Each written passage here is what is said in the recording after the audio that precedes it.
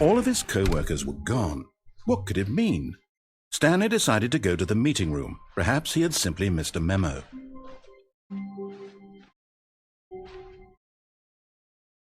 When Stanley came to a set of 2 open doors, this was not the correct way to the meeting room, and Stanley knew it perfectly well. Perhaps he wanted to stop by the employee lounge first, just to admire it. Ah, yes, truly a room worth admiring.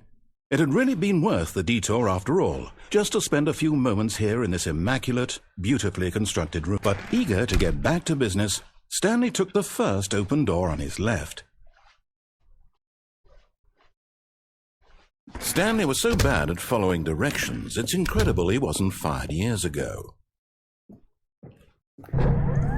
Look, Stanley, I think perhaps we've gotten off on the wrong foot here. I'm not your enemy, really, I'm not. I realize that investing your trust in someone else can be difficult, but the fact is that the story has been about nothing but you all this time. There's someone you've been neglecting, Stanley. Someone you've forgotten about. Please, stop trying to make every decision by yourself. Now, I'm not asking for me, I'm asking for her. This is it, Stanley. Your chance to redeem yourself, to put your work aside, to let her back into your life. She's been waiting.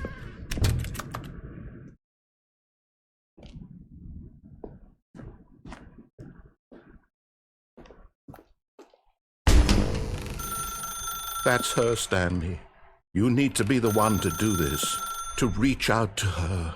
If you can truly place your faith in another, then pick up the phone.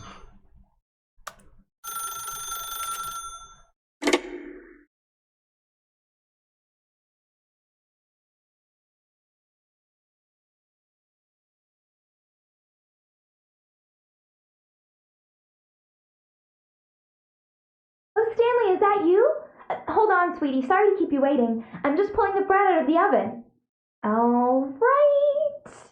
Okay, there we go. All right, now, I want you to come in and tell me all about your day. Gotcha! Oh, come on. Did you actually think you had a loving wife who'd want to commit their life to you? I'm trying to make a point here, Stanley. I'm trying to get you to see something. Come inside. Let me show you what's really going on here. Sorry, but you're in my story now.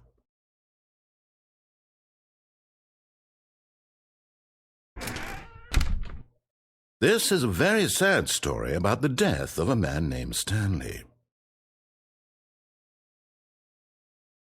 Stanley is quite a boring fellow. He has a job that demands nothing of him, and every button that he pushes is a reminder of the inconsequential nature of his existence. Look at him there, pushing buttons, doing exactly what he's told to do. Now he's pushing a button. Now he's eating lunch. Now he's going home. Now he's coming back to work. One might even feel sorry for him, except that he's chosen this life. But in his mind, he can go on fantastic adventures.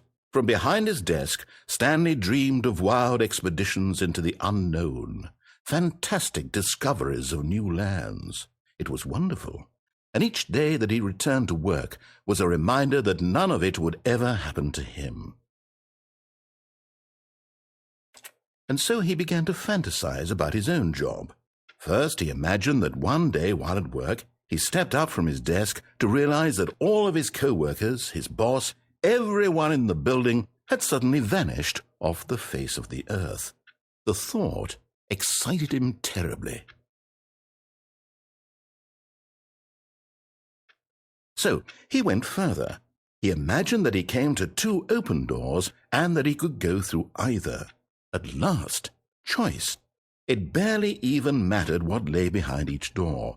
The mere thought that his decisions would mean something was almost too wonderful to behold.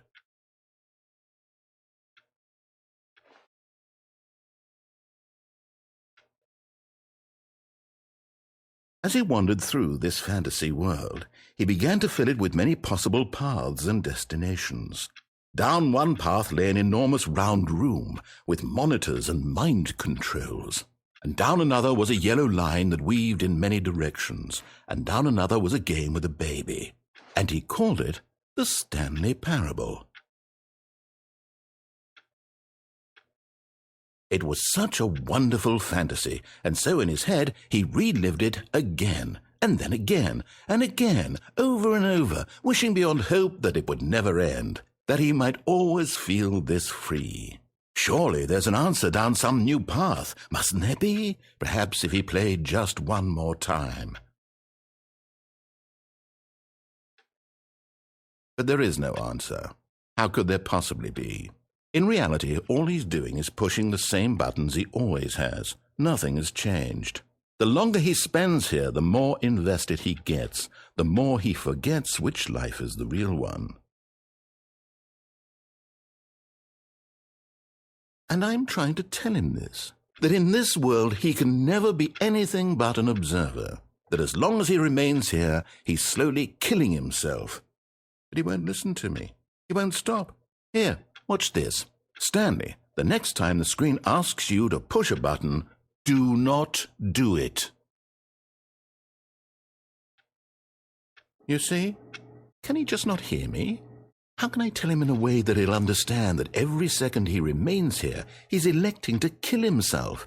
How can I get him to see what I see? How can I make him look at himself?